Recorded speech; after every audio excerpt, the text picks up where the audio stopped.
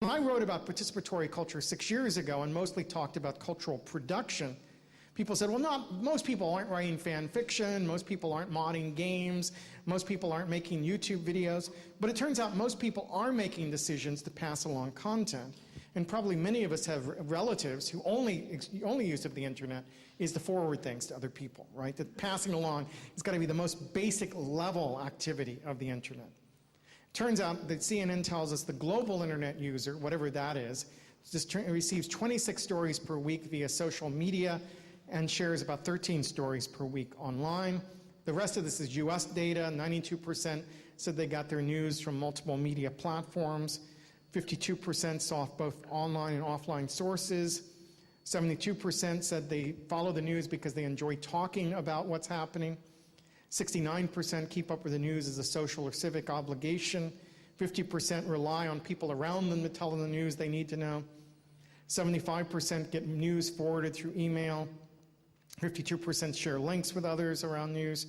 51% get news. I mean, these numbers are from multiple surveys, which is why they don't quite add up. But what they do is a series of snapshots of the degree to which we are reliant for our news on forwards, links, exchanges of information with other social users. That is, our social media hub becomes the central way by which we make sense of the world. And this is probably going to be true for your future.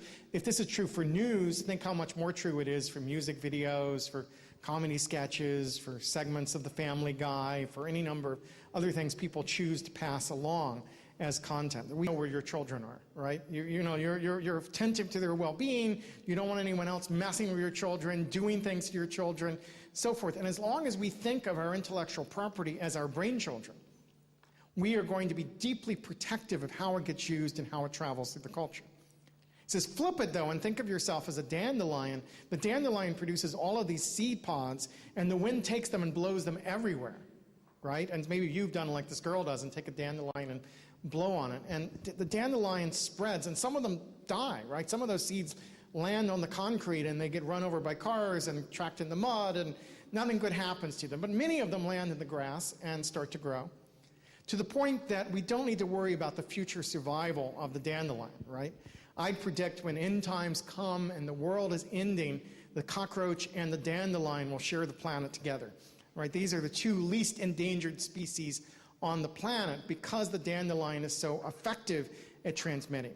So what Doctorow, who's a science fiction writer, says is that most authors suffer not from piracy but from obscurity, and the goal of many of us today ought to be to get our ideas into circulation, to send stuff out into the world. Here's Doctorow himself gives away his content for free online and encourages people to remix it.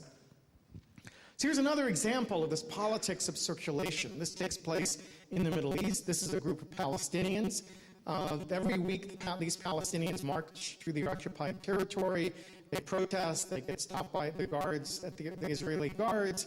They get turned away, and they create video or blog post about it, and no one reads it beyond their own movement.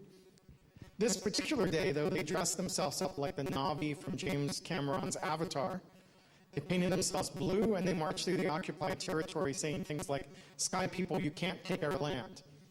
Right? They're shouting slogans from the movie, but slogans that are appropriate. They hijacked this Hollywood myth, attached it to the Palestinian cause, put it on YouTube, and the pictures got photographed and sent in newspapers around the world. The YouTube video got millions of hits.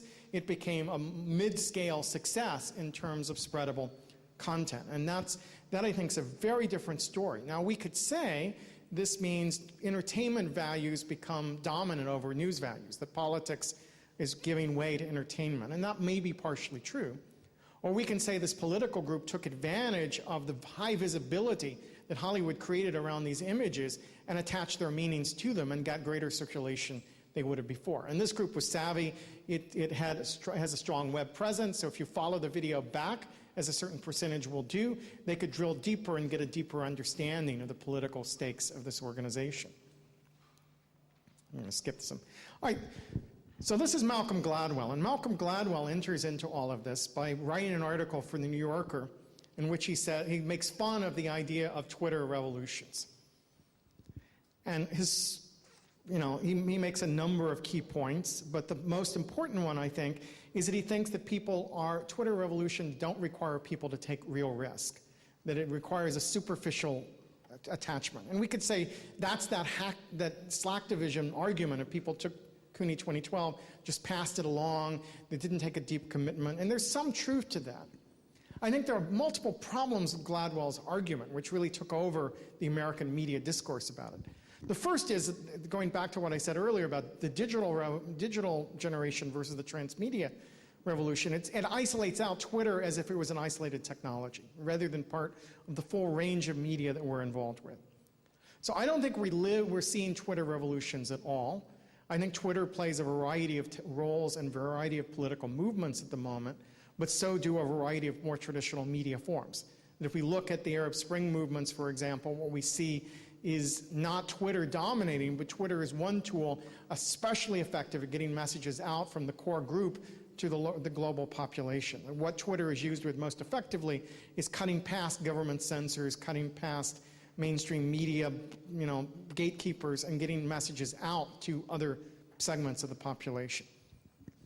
But we could, if the parallel would be, he likes to talk about the civil rights movement in the 1960s.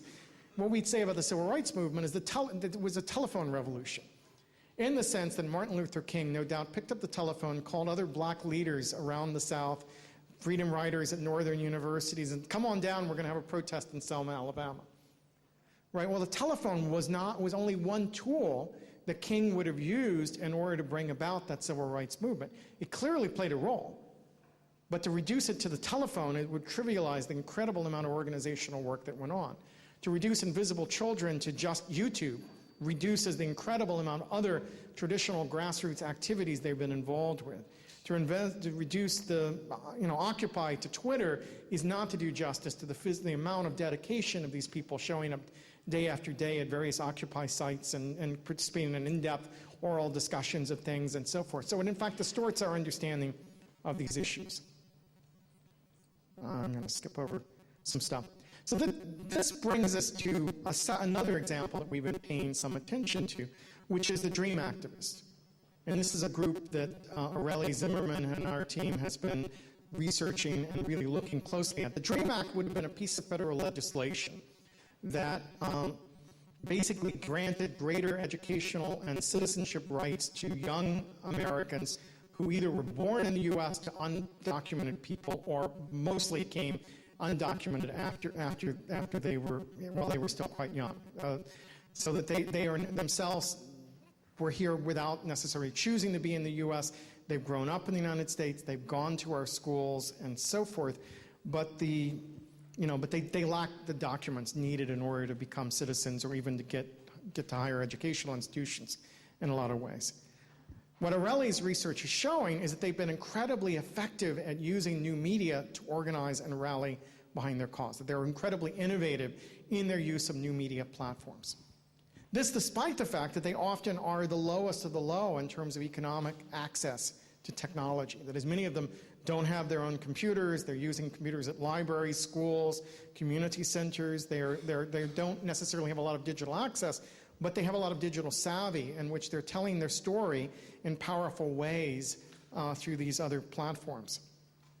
And partially they're doing it in face-to-face presentations, more of them but they're also doing it through YouTube.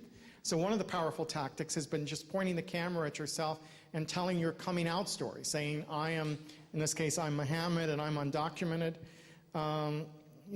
Tell your own story, narrate your experiences, which is in fact contrary to Gladwell, not a low-risk activity, but a high-risk activity, because publicly proclaiming that you're undocumented in the American context can and does result in people being deported, right? That you can be thrown out of the country, your life can be destroyed by taking this action. But the feeling has been that many Americans don't know anyone who's undocumented, or they don't know the people they know who are undocumented. In the sense, these stories haven't been told, they haven't been personalized. It's something in the abstract that Americans are dealing with. And so the last year or two, Time Magazine reports that this week, the last year or two, there's been this big move to come out as undocumented. And it's had a big impact on the Obama administration. And some of you may have seen the news that Obama has, by executive order, changed immigration policy in the United States to provide more protection and more educational rights and opportunities to these young Americans, the so-called dreamers. These are some of the blog stuff that they've created. They're creating very powerful imagery.